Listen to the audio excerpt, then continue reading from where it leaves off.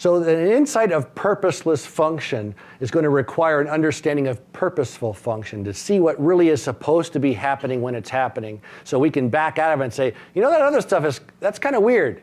We need to address that. Let's take a look at normal. This guy's in rest position. He closes. We've got the medial pole at its highest position. We'll call that CR, centric relation. I didn't put any muscles on this diagram. That should look weird. Like, how the heck did he get that jaw to elevate like that? So I always imagine there's a muscle in there occluding. This is an occluding scheme right now. And our occluding scheme is allowing for providing where the condyle is at its most superior position in that fossa. We're going to call it CR. But I don't want that arrow in my way for now. This joint it's really two joints. There's the superior side of this disc that articulates against the eminence. There's the superior side of that joint, and this inferior side was the condyle and the inferior side of the disc. There's two separate joints there. They both do completely different things. If we wanted pure translation, where the lateral pterygoid is contracting all by itself, if you start with the condyle at its highest spot up that eminence, braced in that centered position at CR, and all you wanted was lateral pterygoid contraction activity, the condyle comes down out of CR and all of the teeth will disclude. That's just the nature of the slope of the eminence. And that's really why we use CR. We're trying to disclude teeth in the event someone slows down on their clenching intensity. Had nothing to do with mastication. CR, when they say CR in our functional occlusion, no, we're using CR to address parafunctional occluding, because once someone's up in CR, we need to get the posterior teeth discluded as soon as we can. We saw how bad it is if you have a unilateral posterior contact. The posterior contacts allow the most muscle contraction intensity. If they're going to be occluding, I hope it's not the posteriors that are doing so.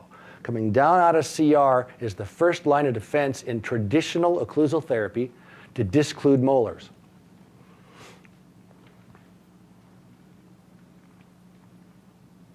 So when someone says, when you try to seat someone to CR, you find the interference to CR.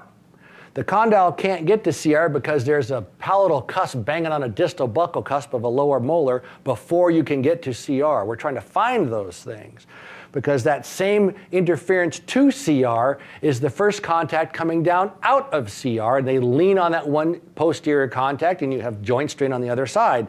So Pete Dawson, who I adore, says, look, we need to get them to CR first, and then when they're coming down out of CR, you can't get joint pain because there's no posterior interference, no posterior contacts. We'll show that in a second. Let's look at the positional range of purposeful masticatory function. So the translation side of this disc is commensurate with the anterior-posterior position of the incisors. We're going to incise on something here. The inferior side has to do with rotation. The rotation of the condyle is commensurate with how the vertical dimension of the bolus that you're about to engage. How far forward do you have to go? How far open do you have to go? So this degree of translation from that red arrow to here is represented. The black arrow is this black line. That's how far translated the condyle needed to go to get incisor over incisor for incisor. You don't need to go farther than that. So we put a bolus in here. The vertical dimension of the bolus dictates how much rotation of the condyle needed to occur to accommodate for this bolus. Now, is this bolus going to be a frozen grape or a regular grape?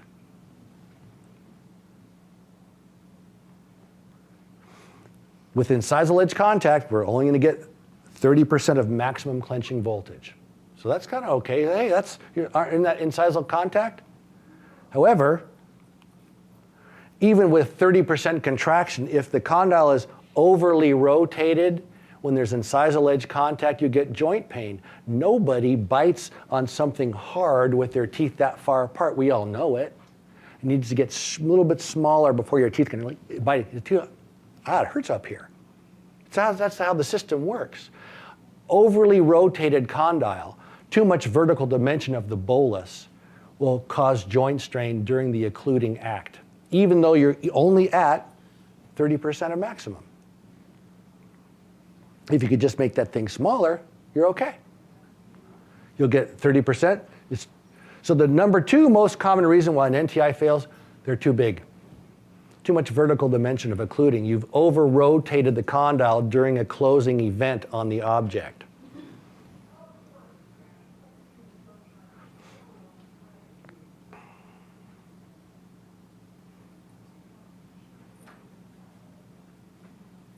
So as you go through, I made this GIF a while back for a purposeful function, but the farther back the bolus gets, the closer the molars are getting and the more compression, the more crushing that the system is capable of.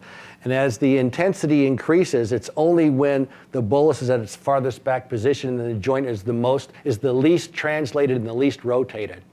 So normal crushing of food, when it gets to your back molars, their molars aren't very far apart. When you go to crush the most, the joint is the most seated and braced. The opposite, if you provide something that allows them to clench with their condyle overly translated or worse, overly rotated, you're going to get problems. You're not going to understand why this patient doesn't feel better. Why does it hurt? I made a splint. Why does it still hurt? It could be the dimension of your splint, or it could be where they go on the splint.